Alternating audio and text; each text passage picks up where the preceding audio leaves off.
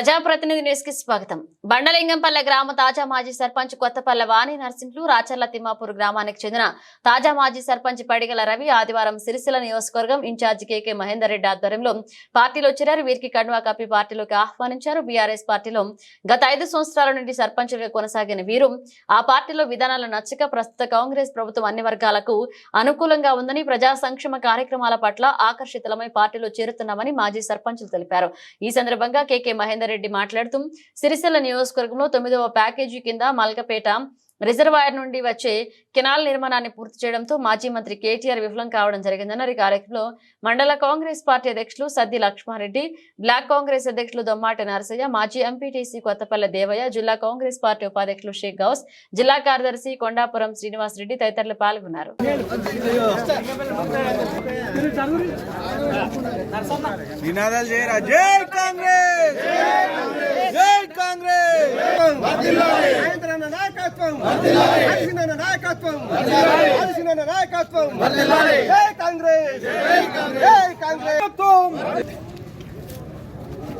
ఈరోజు ఎల్లారెడ్డిపేట మండల్ బండలింగంపల్లి గ్రామం నుంచి మాజీ సర్పంచి కొత్తపల్లి నరసింహులు ఆధ్వర్యంలో సిరిసిల్ల ఇన్ఛార్జి కేకే మహేందర్ రెడ్డి ఆధ్వర్యంలో ఒక 30 మంది జాయిన్ అవ్వడం జరిగింది కాంగ్రెస్ పార్టీలో.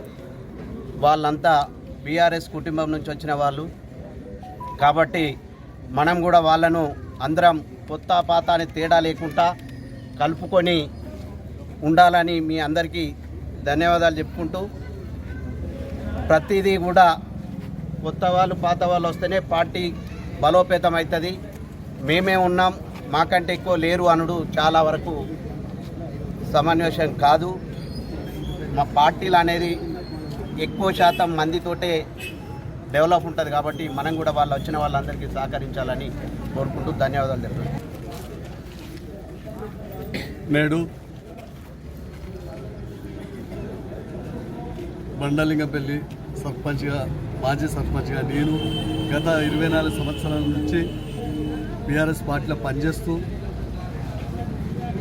టీఆర్ఎస్ పార్టీ తీసి బీఆర్ఎస్ పార్టీ ఎప్పుడైతే పెట్టిరో టీఆర్ఎస్ పార్టీ అనేది తెలంగాణ అస్తిత్వం కోల్పోయినట్టుగా మేము కొంచెం భావించి, అందులో సరైనటువంటి ఆదరణ లేకపోవడం వల్ల ఇవాళ నూతనంగా ఏర్పడ్డటువంటి కాంగ్రెస్ నాయకత్వం, రేవంత్ రెడ్డి నాయకత్వంలో ఇవాళ 8 నెలల కాలంలో చాలా కార్యక్రమాలు, పథకాలు తీసుకోవడం జరిగింది. ఈ కార్యక్రమంలో మామూలు సామాన్య ప్రజలు సంతోషపడుతున్నారు, మేము గ్రామాలలో చూస్తున్నాము. కానీ ఇటువంటి కాంగ్రెస్ పార్టీలో మనం పనిచేయాలని మనం సంకల్పంతో మనం మహేందర్ అన్న ఇక్కడ చిన్న పెద్ద తారతమ్యం లేకుండా అందరినీ కలుపుకోలుగా ఉన్నటువంటి వ్యక్తి నాయకత్వాన్ని మనం బలపరచాలని, మహేందర్ అన్న నాయకత్వంలో మనం పనిచేయాలని, రేవంత్ రెడ్డి నాయకత్వాన్ని ఇంకా బలోపేతం చేయాలని నా మనస్ఫూర్తిగా కోరుకుంటూ కాంగ్రెస్ పార్టీలో జాయిన్ అవుతున్నాను. మీ అందరి సహాయ సహకారాలు ఉండాలని, మీ అందరినీ నేను ఎప్పుడు పార్టీ ఆదేశాల మేరకు నేను పనిచేస్తానని కోరుకుంటూ, జై కాంగ్రెస్, జై కాంగ్రెస్, మహేంద్రన్న నాయకత్వం, మహేంద్రన్న నాయకత్వం, రేవంత్ రెడ్డి నాయకత్వం, రేవంత్ రెడ్డి నాయకత్వం. ఈరోజు ఎల్లారెడ్డిపేట మండలం బండలింగంపల్లి మాజీ సర్పంచ్ కొత్తపల్లి నరసయ్య గారి ఆధ్వర్యంలో వివిధ కుల సంఘాల నాయకులు, అలాగే పెద్ద ఎత్తున రైతు సోదరులు, తెలంగాణలో ప్రజాస్వామ్యాన్ని ఆకాంక్షిస్తున్న వారందరూ కూడా మేము సైతం కాంగ్రెస్ పార్టీకి అండగా ఉంటాం. కాంగ్రెస్ పార్టీ గత 8 నెలల కాలంలోనే ఈ రాష్ట్రంలో 10 సంవత్సరాలు పరిపాలన కొనసాగించిన బీఆర్ఎస్, అంటే అప్పటి టీఆర్ఎస్ ఇప్పటి బీఆర్ఎస్గా మారిన ప్రభుత్వం అనేకమైన మాయమాటలు చెప్పి ఇలా ప్రజలను మభ్యపెట్టి ఇలా ఏమీ చేయలేకపోయింది. కానీ కేవలం 8 నెలల కాలంలోనే గౌరవ ముఖ్యమంత్రి రేవంత్ రెడ్డి గారి ఆధ్వర్యంలో, సోనియా గాంధీ గారి ఆదేశాల మేరకు, రాహుల్ గాంధీ గారి యొక్క ప్రోత్సాహంతో ఈ రాష్ట్రంలోని సబ్బండ వర్ణాల అభివృద్ధికి, కుల మతాలకు అతీతంగా అందరికీ కూడా అన్ని రకాల గ్యారంటీలు, ఏదైతే 6 గ్యారంటీలను తల్లి సోనియా గాంధీ గారు ప్రకటించారో ఆ 6 గ్యారెంటీలను కూడా తూచా తప్పకుండా గత ప్రభుత్వం ఈ రాష్ట్రం పైన 7 లక్షల కోట్ల అప్పు పెట్టినప్పటికి కూడా ఆర్థికంగా రాష్ట్రాన్ని దివాలా తీయించినప్పటికి కూడా ఇచ్చిన మాటకు కట్టుబడి ఈరోజు 6 గ్యారెంటీలతో పాటు రాహుల్ గాంధీ గారు ఏదైతే హామీ ఇచ్చినరో 2 లక్షల రుణమాఫీని కూడా ఇలా ఆగస్టు 15వ తారీఖు లోపల పూర్తి చేయడం జరిగింది. ఎందుకంటే ఎద్దేసిన వ్యవసాయం రైతేసిన రాజ్యం బాగుపడదు కాబట్టి గత ప్రభుత్వాలు అనేక హామీలు ఇచ్చినప్పటికి కూడా 10 సంవత్సరాల పరిపాలనలో ఎప్పుడు కూడా రుణమాఫీ చేస్తామని చెప్పి ఇవాళ చెప్పిందే చెప్పిన తప్ప ఎక్కడ కూడా ఆచరణ చేసిన పాపాన పోలేదు. ఇవాళ రైతులకు ఏమైనా మేలు జరిగిందంటే కాంగ్రెస్ పార్టీ హయాంలోనే జరిగింది. దివంగత ముఖ్యమంత్రి వైఎస్ రాజశేఖర రెడ్డి గారి ఆధ్వర్యంలో ఆ రోజు వ్యవసాయం దండగ కాదు, వ్యవసాయం పండగ చేయాలి, రైతు ఇలా తలెత్తుకొని తిరగాలన్న ఉద్దేశం కొద్దీ ఆ రోజు ₹1,00,000 రుణమాఫీని ఒకటే విడుదల చేసిన ఘనత కాంగ్రెస్ ప్రభుత్వానికి దక్కింది. ఇవాళ మళ్ళీ మాట ఇచ్చిండు, మడమ తిప్పకుండా మన రేవంత్ రెడ్డి గారు ఈరోజు 3 విడతలుగా అంటే ₹1,00,000 ఒక విడతలో, ₹1,50,000 రెండవ విడతలో, ₹2 లక్షల మూడో విడతలో ఏకకాలంలో రుణమాఫీ చేసి రైతులందరినీ కూడా రుణగ్రస్తుల నుంచి విముక్తి పొందించిన ఘనత ఇలా రేవంత్ రెడ్డి గారికి, కాంగ్రెస్ పార్టీకి ఇలా రాహుల్ గాంధీ గారికి దక్కింది. ఇలా ఇవన్నీ చూసి ఓర్వలేక మేము మొదటి నుంచి కూడా చెప్తూనే ఉన్నాం, ఒక పని మొదలుపెట్టినప్పుడు అందులో కొన్ని ఒడిదొడుకులు జరుగుతాయి. ఇవాళ కొంతమందికి ఆధార్ కార్డులో పేరు తప్పు ఉండొచ్చు, కొంతమందికి రేషన్ కార్డులు ఉండకపోవచ్చు. గత ప్రభుత్వం వెలగబెట్టిన విధానాల వల్ల ఇవాళ భర్తలు రుణాలు తీసుకొని ఇవాళ దుబాయ్ పోతే కేసీఆర్ గారు వాళ్ళ నోట్లో మన్ను కొట్టుకునేట్టుగా రేషన్ కార్డులో వాళ్ళ పేర్లు తీసేయండి. అలా రుణమేమో వాళ్ళ పేరు మీద ఉంది, రేషన్ కార్డులేమో పేర్లు లేవు. ఇవాళ కాబట్టి అటువంటి సంఘటనలు ఉంటాయి. కొన్నక్కల ఆధార్ కార్డులో తప్పులు ఉంటాయి, కొన్నిట్లలో పేర్లు తప్పులు ఉంటాయి. ఇవాళ ఇక్కడ ఐఓబి బ్యాంకులో కొన్ని తప్పిదాలు దొరకడం వల్ల ఇంకో 400-500 మందికి ఇంకా రుణాల మాఫీ కావాల్సిన పరిస్థితి ఏర్పడ్డది. ఇవాళ ఎల్లారెడ్డిపేట వరకు వచ్చినట్టయితే అతనే ₹2 లక్షల రుణమాఫీ కావాల్సిన వాళ్ళు పైన 2 లక్షల పైన ఎవరైతే రుణం తీసుకున్నారో 2 లక్షల లోపల ఏదైతే దానిపైన మిత్తి 20,000 30,000 ఉంటే దాన్ని కడితే వాటిని కూడా చేస్తామని చెప్పినాం మేము. ఇవాళ ఇలా ఎక్కడో 10 రుణమాఫీ చేస్తామని చెప్పి గత ప్రభుత్వ కాలంలో కేవలం టీఆర్ఎస్ కార్యకర్తలకు చేసినట్టు చేయలేయాలి. మేము ఇలా పార్టీలకు అతీతంగా, కులాలకు అతీతంగా, మతాలకు అతీతంగా రుణమాఫీ చేసినామంటే ఇలా కాంగ్రెస్ పార్టీ చేసింది. ఇవాళ ఘనత కాంగ్రెస్ పార్టీ. ఇవాళ ఏవైనా తప్పిదాలుంటే మా గౌరవ ముఖ్యమంత్రి రేవంత్ రెడ్డి గారు, మా వ్యవసాయ శాఖ మంత్రి తుమ్మల నాగేశ్వరరావు గారు అనేక సందర్భాల్లో చెప్పిండ్రు. ఇవాళ మీకు ఏమన్నా పొరపాటు జరిగినట్టయితే ఆగస్టు 15వ తారీఖు తర్వాత మేము గ్రివెన్స్ పెడతాము. మండలంలో ఉన్న అగ్రికల్చర్ ఎక్స్టెన్షన్ ఆఫీసర్ని కానివ్వండి, బ్యాంక్ ఆఫీసర్ని కానివ్వండి, ఎంఆర్ఓ ఆఫీసర్ని కానీ మీరు కన్సల్ట్ చేయండి. వారే మీ ఇంటికి వచ్చి మీదైనా తప్పులు దొరికినట్టయితే వాటిని కూడా సరిదిద్ది ఇవాళ మేము ఏదైతే 32,000 కోట్ల రూపాయల రుణమాఫీ చేస్తామని చెప్పినామో ఆ 32 కోట్లకు రుణమాఫీ చేసే బాధ్యత మాదని చెప్పడం జరిగింది. ఇవాళ వాళ్ళ యొక్క ఉనికికి వాళ్ళ పీఠాలు కదులుతున్నాయి. బీఆర్ఎస్ పార్టీ అనేకమైన హామీలు ఇచ్చింది. ఇలా దళితులను ముఖ్యమంత్రి చేస్తా అన్నది, దళితులకు 3 ఎకరాల భూమి ఇస్తా అన్నది, ఇంటికో ఉద్యోగం ఇస్తా అన్నది, ఇవాళ దున్నేవాడిదే భూమి అని చెప్పింది. ఇవాళ దళిత బంధు ఇస్తా అన్నది. ఏది ఇవ్వలే, ఏ బంధు ఇవ్వలే. రాబంధువుల పడి ఇలా రాబంధువులాగా మనం ఇలా దోచుకొని తిన్నారు. ఇవాళ వాళ్ళు దోచుకున్న తిన్నంతా కూడా మనం ఎక్కడ బయట పెడతామని చెప్పి ఇలా కేటీఆర్ గారు, కేసీఆర్ గారు, హరీష్ రావు గారు ఇలా ఒకరి మీద ఒకరిగా ఉనికి కోల్పోయి అధికారం కోల్పోగానే ఇలా మతి భ్రమించి కళ్ళు దాగిన కోతులు అడుసులు మొదలుపెట్టిన. ఇలా కళ్ళు దాగిన కోతులు అడిచినట్టయితే ఇలా కేటీఆర్ గారికి నేను ఒకటే సవాల్ ఇస్తున్నా. అయ్యా కేటీఆర్ గారు, నువ్వు ముఖ్యమంత్రి తర్వాత నేను ముఖ్యమంత్రి అని చెప్పుకున్నావు. ఇవాళ 9th ప్యాకేజీని అక్కడనే పండబెట్టినావు. ఇంతవరకు అప్పర్ మానేటి ఆమెకు నీళ్లు రావాలి, బంగారు తెలంగాణ చేస్తా అని చెప్పినావు. ఇలా బంగారు తెలంగాణ కాదు కదా, బహురూపుల తెలంగాణ, బహురూపుల మాటలు చెప్పి ఇలా దివాలు తీసిన తెలంగాణ చేసినావు. ఇలా నా సింగ సముద్రంలోకి నీళ్లు రాలే దానితోని ఇలా అప్పర్ మా డ్యాంలకు నీళ్లు పోలే, ఎక్కడిదక్కడ అక్కడనే ఉన్నాయి. నువ్వు కట్టిన కాళేశ్వరం కూలిపోతుంది, 1,00,000 కోట్ల రూపాయలు వృధా చేసినావు, కన్నా అప్పర్ మాన డ్యాంలకు నీళ్లు రాలే. మా గౌరవ ముఖ్యమంత్రి రేవంత్ రెడ్డి గారు ఒకటే మాట ఇచ్చిండ్రు, సంవత్సరం లోపల నేను 9th ప్యాకేజ్ పనులు పూర్తి చేస్తా అని చెప్పిండ్రు. దానికి తగ్గట్టుగానే ఇలా పనులు పురమాయించాలని చెప్పి కూడా అధికారులతో నిన్ననే కలెక్టరేట్లో మీటింగ్ పెట్టించడం జరిగింది. ఇవాళ దానికి కావాల్సిన సరంజామా ఇవాళ పైసలు కావాలి.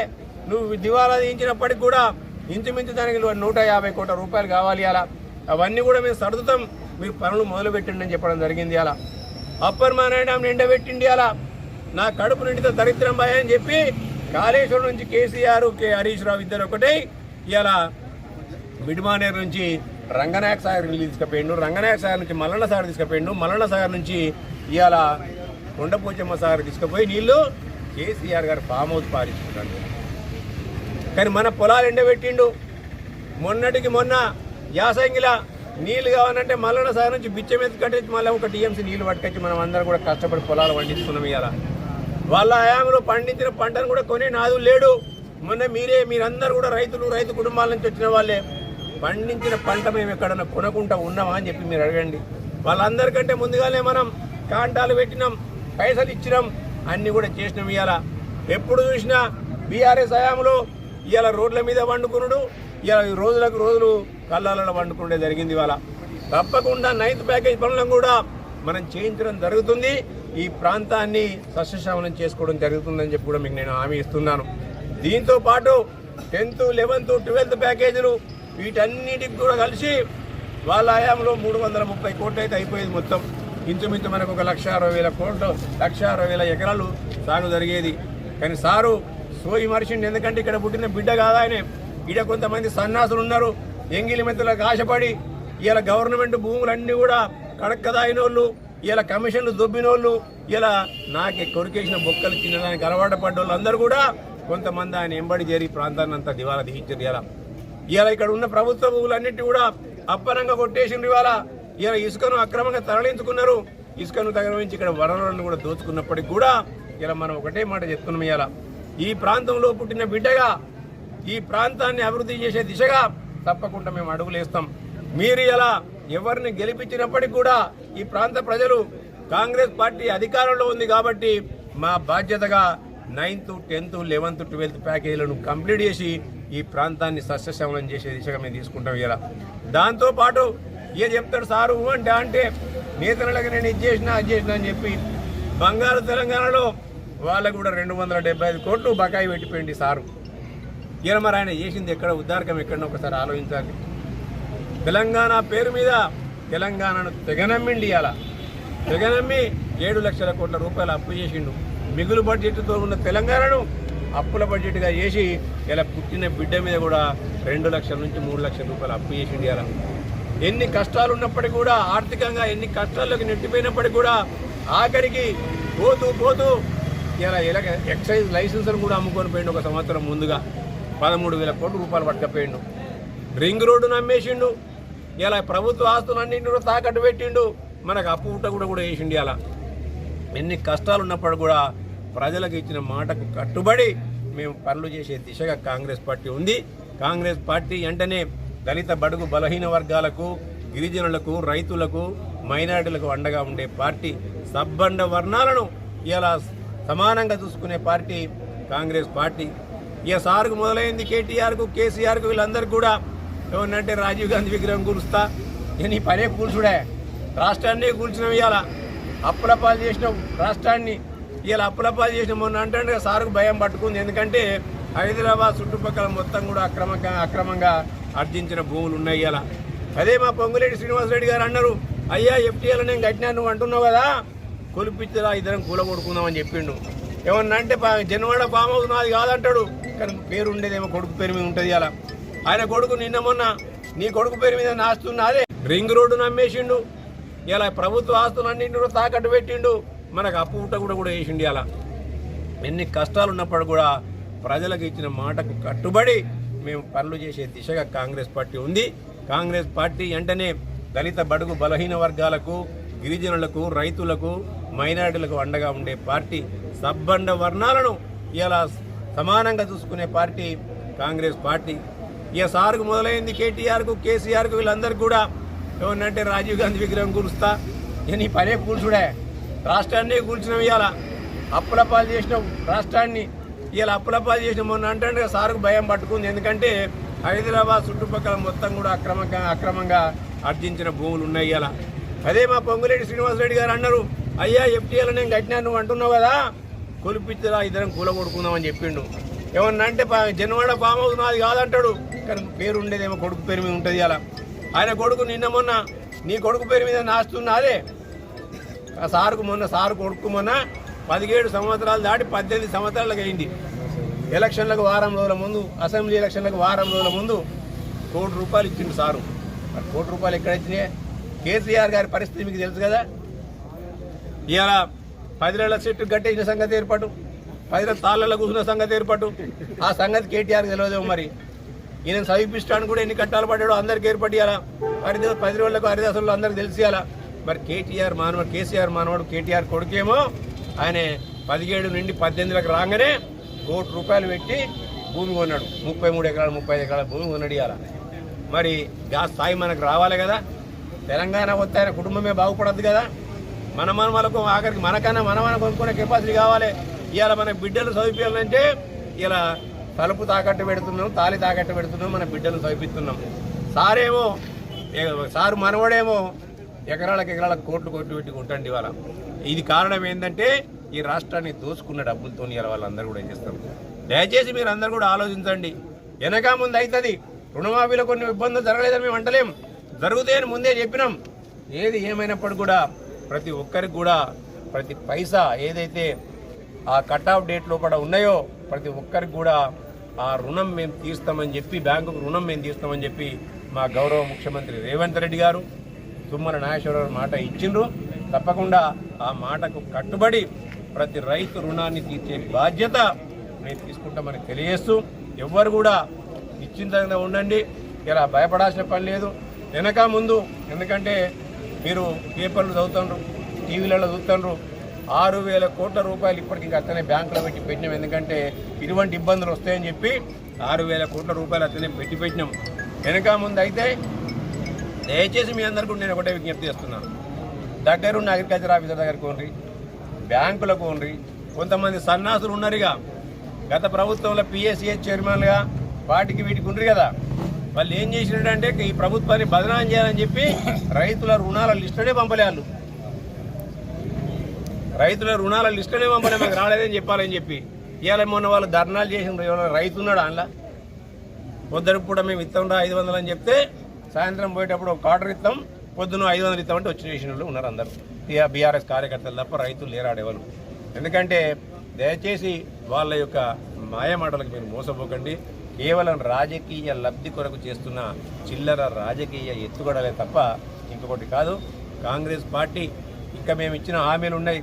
రేపు ఎల్లుండో రైతు బంధు రేషనల్గా. ఇప్పుడు రైతు రుణమాఫీ చేయాలంటే విధి విధానాలు ఏందో ప్రతి చోట మిమ్మల్ని అడిగి తెలుసుకున్నాం మేము.